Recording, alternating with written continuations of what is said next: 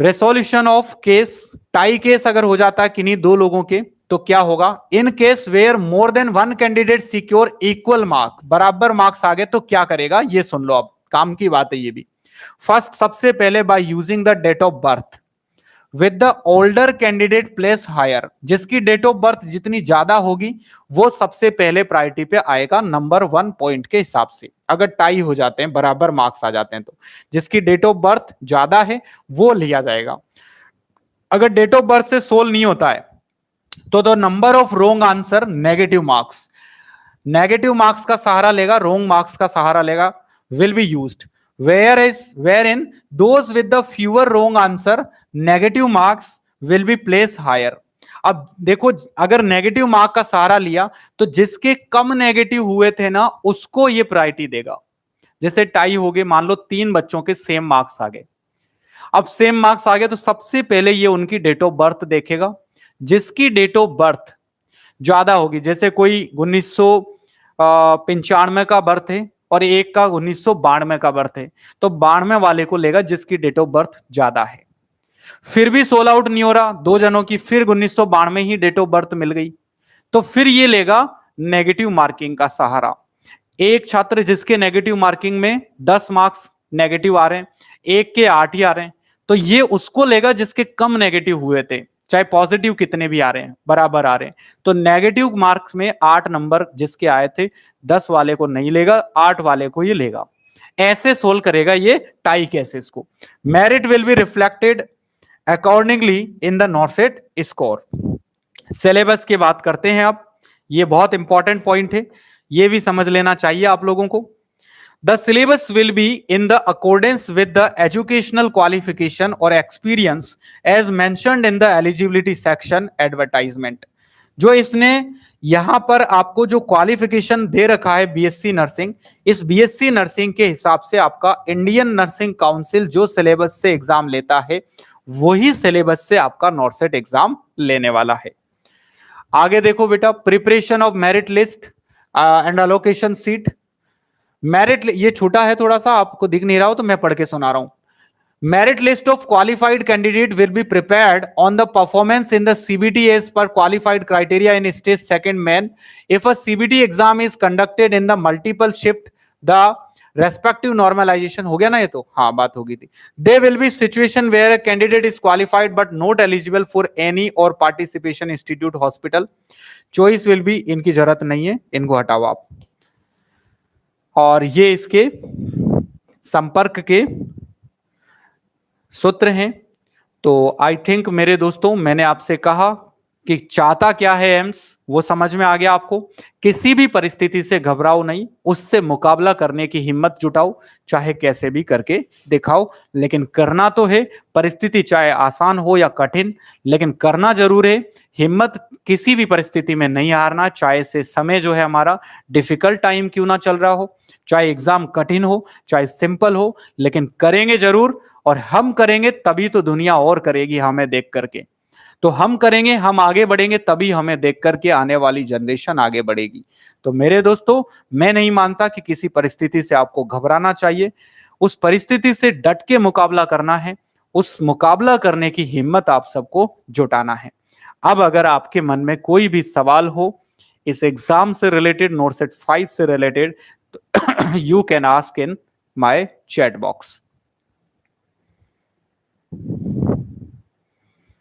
Net मुझे 57 minute का समय लगा।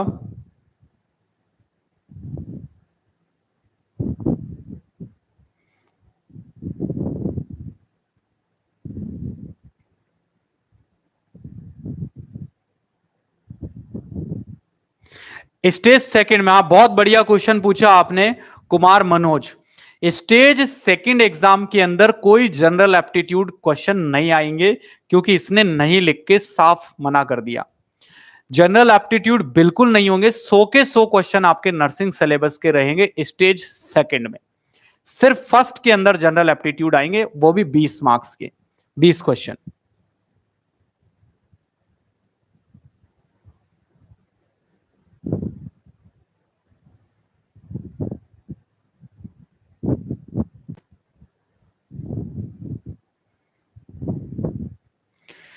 सर सेकंड एग्जाम में जीके आएगी क्या?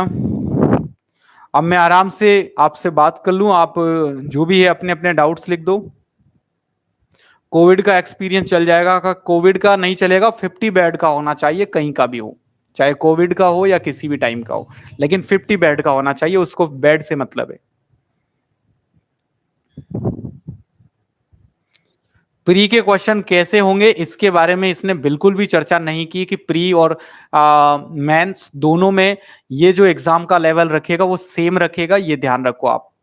यानी कि जो आपके पास सेकंड में तो इसने कह दिया सिनेरियो बेस, फर्स्ट के अंदर अब एक बार अपन एग्जाम देखेंगे तभी पता चलेगा, मतलब आपको जो ध्यान देना है तो प्री के अंदर मेरे दोस्तों 50% क्वालिफाई मार्क्स हैं। अब इसके अंदर बेसिक भी होगा और थोड़ा सा लेवल का भी होगा, ऐसा कॉम्बिनेशन वाला एग्जाम होगा, थोड़ी सी जनरल एप्टीट्यूड भी होगी, ऐसे करके।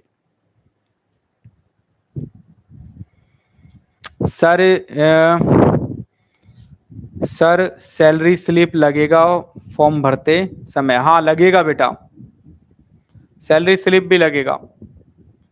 अप्लाई एक बार ही करना है सर या फिर मेंस में अलग अलग? एक ही बार अप्लाई करना है, एक ही बार फॉर्म भरना है, ठीक है। हाँ जीके वीके नहीं आएगी मेंस में, ठीक है। सर फर्स्ट स्टेज के बाद डॉक्यूमेंट वेरिफिकेशन होगा क्या? नहीं होगा। फर्स्ट स्टेज के बाद डॉक्यूमेंट वेरिफिकेशन नहीं होगा, सेकंड स्टेज के बाद डॉक्यूमेंट वेरिफिकेशन होगा। 50 बेड से ज्यादा वाला हॉस्पिटल हो तो उसका भी एक्सपीरियंस चल जाएगा? हाँ 50 बेड से ज्यादा कितना भी बड़ा हॉस्पिटल हो उसका एक्सपीरियंस चलेगा, उसका मान्य होगा। सर मेरा रजिस्ट्रेशन नहीं आया है, मैं फॉर्म भर सकती हूँ? प्लीज बताइए। रजिस्ट्रेशन नहीं आया है तो आपको फॉर्म नहीं भरना पड़ेगा, नहीं भर सकते आप, क्योंकि इसमें रजिस्ट्रेशन नंबर कंपलसरी रहेगा। बिना रजिस्ट्रेशन के फॉर्म अप्लाई नहीं होगा, प्रोसेस नहीं होगा आगे, आपकी फीस भी चली जाएगी।